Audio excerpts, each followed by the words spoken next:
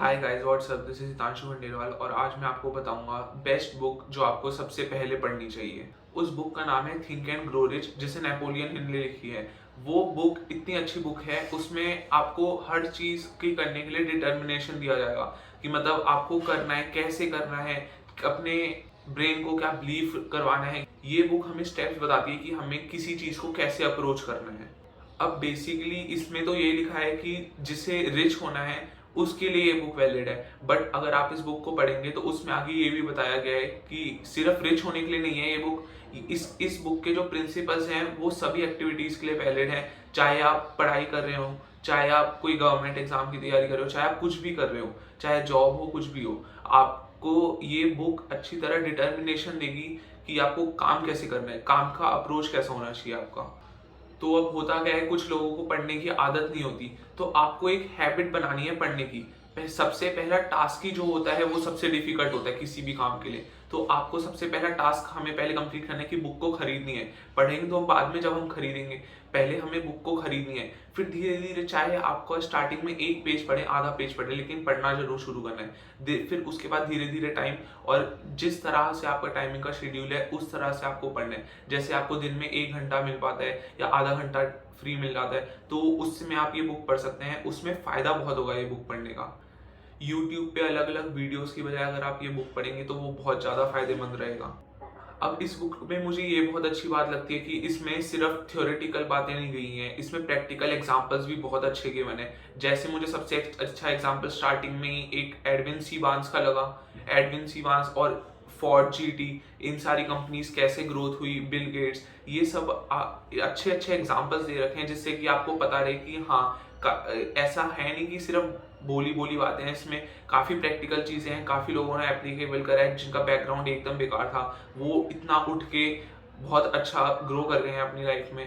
अब होता क्या है, हम बुक पढ़ना तो शुरू कर देते हैं, बट जैसे हम रात का खाना खा के भूल जाते हैं, वैसे हमें आगे का भी याद नहीं, जो हमने पहले पढ़ा रहता है हम वो भी अगली अगली सुबह भूल जाते हैं। तो अब हमें बस इसे पढ़ के छोड़ नहीं देना है, हमें इसे याद रखना है ताकि हमें जब भी एप्लीकेबल करना हो तो हम उसे अप्लाई कर पाए अपनी रियल लाइफ में।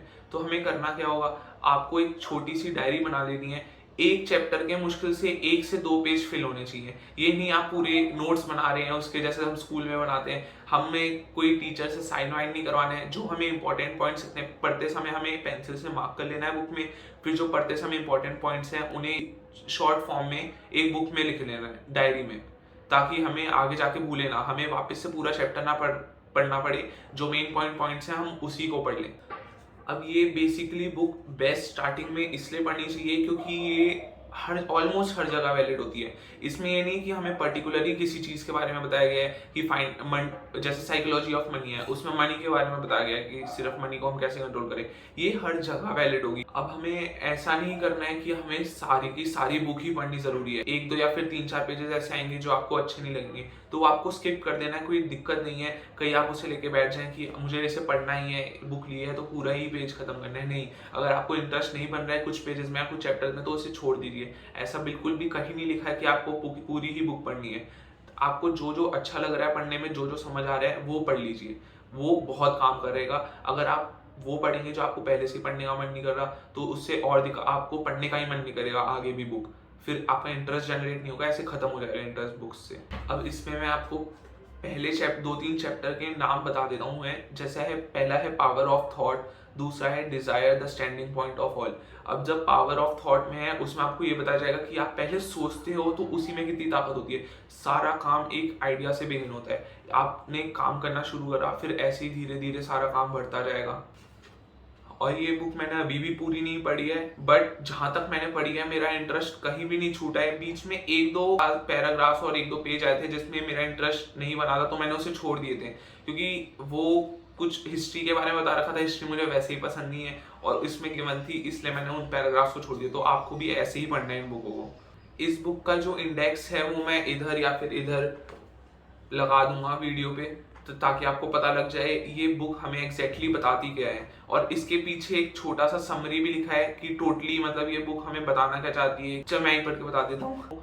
After interviewing over 500 of the most affluent men and women of his time, Napoleon Hill uncovered the secret to great wealth based on the notion that if we can learn to think like the rich, we can discover the wealth and success. तो आपको पता ही लग गया होगा ये book है किस लिए, बट मैं फिर से कह रहा हूँ ये सिर्फ वेल्थ और मनी पे बेस्ड नहीं है। ये बुक सारी चीज़ों पे बेस्ड है जो भी आप अपनी लाइफ में करते हैं। थैंक यू गाइस ये वीडियो वॉच करने के लिए। अब मैं आपको अगली वीडियो में और अच्छे कंटेंट के साथ मिलूंगा, तब तक के लिए सी या बाय।